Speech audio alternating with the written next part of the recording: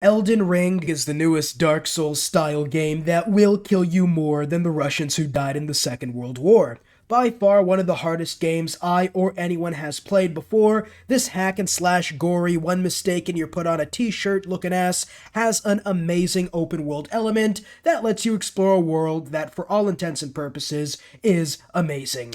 No Ubisoft or open world that's drier than Ben Shapiro's girlfriend. Every nook and cranny has places to explore, with multiple dungeons, 83 bosses, hundreds of items and secrets that I'll go into in my future video, as I'm trying to keep this one spoiler free, as it's only been 5 days since the game actually released. I personally never like open world games because most of the time they are boring and the same rehash as the others that came before it. Assassin's Creed 2 and 3, even Black Flag were amazing, but if you're gonna do the same dry open world element, Ubisoft, every year it does get boring. And that doesn't just go for games like Assassin's Creed, it's really any open world game. I feel like it has a big place to explore, that's true, but it isn't filled with anything. There's no substance after the top really good looking layer. But this game is built more different than a TCLR subscriber. Subscribe if you do enjoy, by the way. You face new enemies and each era is unique, making you actually want to explore instead of skipping side quests and explorations for all that story. By far one of the best open worlds I or anyone has had the privilege of exploring. No two dungeons are the same and it will never get boring if you do enjoy this type of content. The combat is, well, impossibly hard. Now, I personally have never played a Dark Souls game before. I know, I'm worse than the Antichrist. I'll have a seat right beside Vladimir Putin in hell, but I never really thought of those games too much and decided to try Elden Ring, and boy, the first few enemies you meet, the skeletons, were pretty easy, but the first boss you get to, I guess this is a spoiler, so you could skip a couple minutes probably if you don't want to hear it. The tree hugger knight of the vegan table, Tree Man, will kick your ass. Now, I saw some footage of the game before buying it and thought, wait till my big brain extra chromosome having genius ass gets a hold of this. I'll easily beat everyone without dying too much.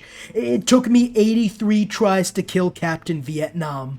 I didn't even beat him. I literally just said, alright, I give up, and just ran past him, which I now know is what you should do, as the game really encourages you to skip the first main boss. I think it's only there for people who are actually looking for a real challenge, veteran Dark Souls players or whatnot. Unless you're a god, you'll never beat this guy level 1. And that was a rude awakening, as this man will kick your ass along with every other boss and even mini-boss. This super knight at the soldier camp whipped me multiple times without asking for any sort of consent. I could have Me Too'd this thing with all the goat-seeing my booty hat was occurring from these mini-bosses. But despite the game being obscenely hard with no difficulty slider and anti-cheat for a mostly single-player game, my god, these guys are hardcore. Beating enemies, in theory, isn't so hard. Let me explain.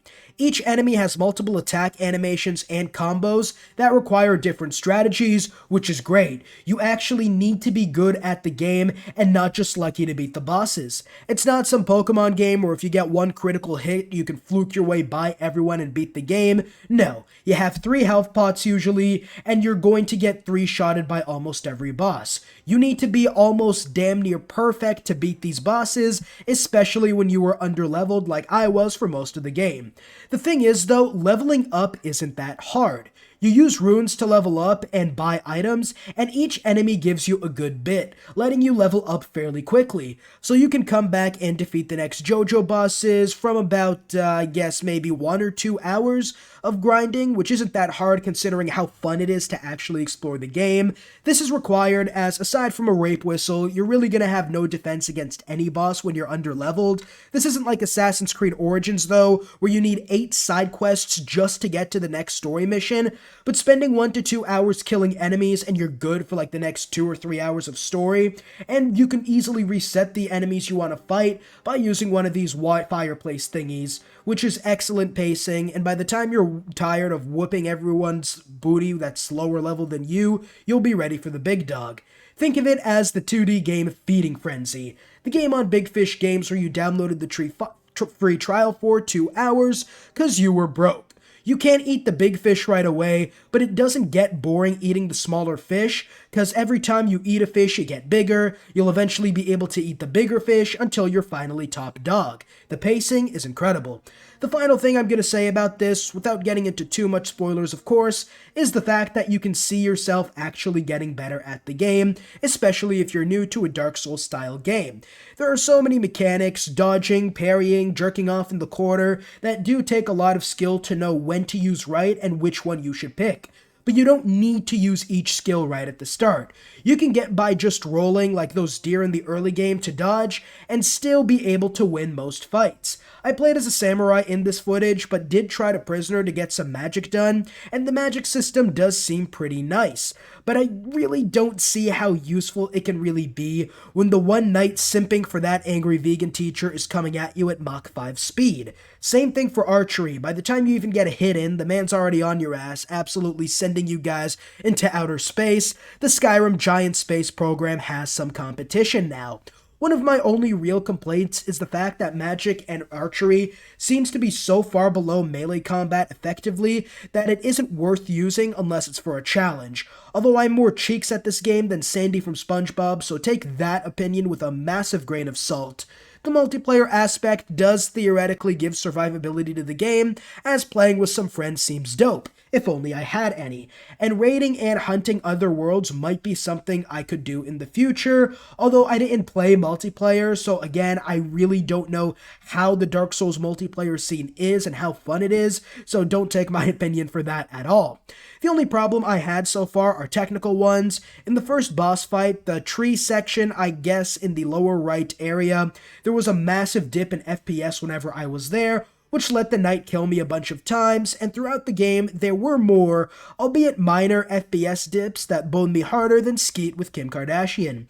But aside from that, the combat is smooth, the horse combat is excellent and very helpful, level up and shop system is in my opinion great, as it isn't too grindy, but at the same time you do sort of have to work for all these items and level ups you want.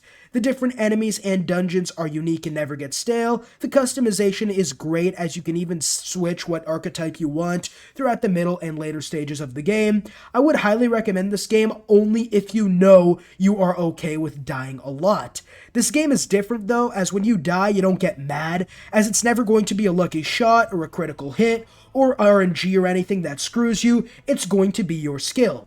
I can say without a doubt, if you don't take the FPS drops, which should be fixed in a future patch, this game is 100% how skilled you are. You could probably get by using your dong as your sword if you are good enough at the game. So when you die, it isn't like other games, because you'll be like, yeah, I fucked up, that's on me. It's never going to be anything lucky, which is probably why I never really got frustrated when dying the 139 times so far, approximately. But if you are the type of person who will get mad at dying a lot, I wouldn't recommend it because of the fact that a couple of fights into the first hard boss might get you to want to put the game down and want a refund, and at that point it's going to be, at least for me, approximately over 2 hours from my experience, which means you can't get a refund off Steam, which kind of sucks. The other group I wouldn't recommend this to is casual gamers. If you have 1 to 2 hours a day to play games, then I would highly recommend not buying this game.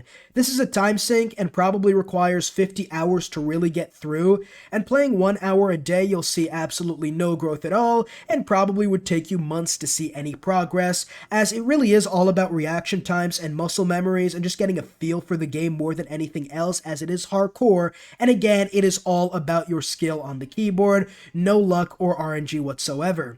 Aside from that, if you do like a challenge and do like working hard for great payoff, this game is for you, and I couldn't recommend it enough. I'm in the process of making an every Elden Ring played in 2022 type of video. Check out these 2 videos if you want to see what it's going to be like, and if you do enjoy, leave a like and subscribe to not miss out on that when it comes out in the next couple of weeks. I'll see you all in the next video. Peace.